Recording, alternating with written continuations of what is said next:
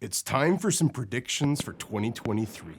I'm looking at this through the lens of an investor who has the majority of my net worth directly invested in industrial real estate, as a broker with 18 years of experience, and a podcaster where I've interviewed over 100 industry experts. But keep in mind, I'm just a random dude sitting in front of a bookshelf, and given how many YouTubers pumped questionable stocks and crypto over the past couple of years, you should have a healthy skepticism for what any of us have to say. Jumping into it, the main storyline of 2023 will be interest rates, and personally, I think a storm is coming in. The central banks all over the world were somehow caught off guard that we would have inflation after they printed money like absolute savages, and we're now faced with interest rates rising at the fastest pace in decades as they try to combat it. The fact they mismanaged the situation so poorly makes me wonder if they're completely incompetent or if there was some political line they were forced to toe. Probably a bit of both, but no sense speculating. We're here now and we just need to be prepared. But using that analogy, a storm doesn't affect everyone in the same way.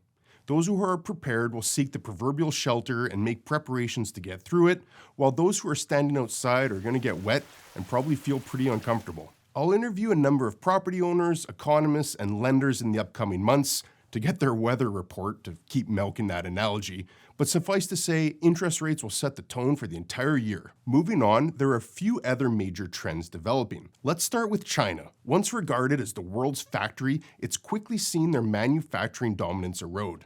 Companies are looking to diversify their supply chains, particularly as China's draconian shutdowns have shown how dependent the world is on this one country.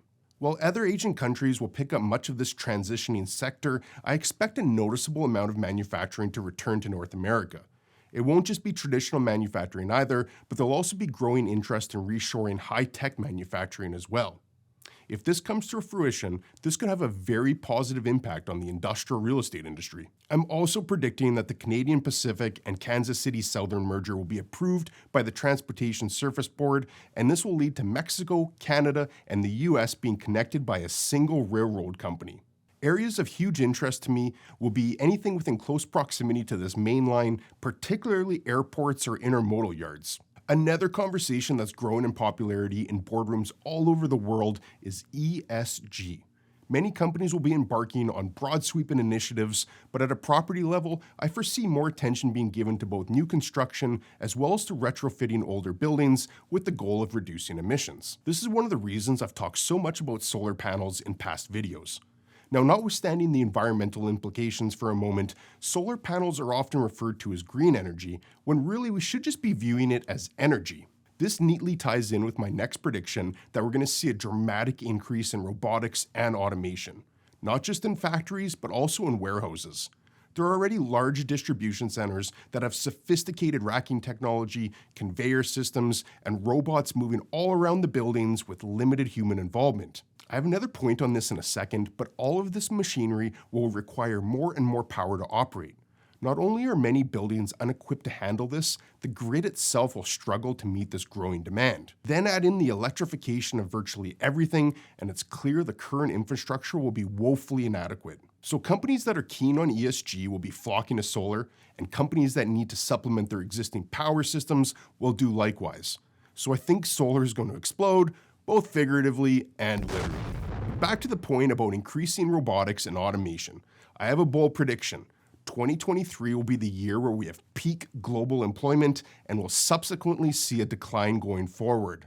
Not only will new technologies eliminate a number of low-skilled labor, but artificial intelligence is advancing at a pace that should have high-skilled workers worried as well. Just look into ChatGPT and imagine for a moment how this technology could be used in the real estate industry or in law, accounting, engineering, or really any profession for that matter. To be clear, I'm not expecting mass unemployment. I just think we're at that inflection point where technology is going to start displacing more jobs than it creates. Or in other words, I'm not wearing a tinfoil hat quite yet, but I think we're witnessing the rise of the machine that will truly be the next chapter of the industrial evolution. So with all this being said, what am I doing personally? Well, I'm a walking oxymoron as I describe myself as cautiously aggressive. Or in other words, I patiently wait for the right deal to come along. And in the wise words of Ron Rohde, real estate investors need to find ways to do deals in every market. I do think 2023 will be a tough year, but creative investors will still be active. There'll likely be opportunities to buy great properties at solid prices. So going back to my storm analogy one last time, I'm not going to get stuck out in the rain, but I'm also not going to stay in shelter the whole time either. And if this potential recession is anything like past recessions, the market will turn around in a relatively short period of time.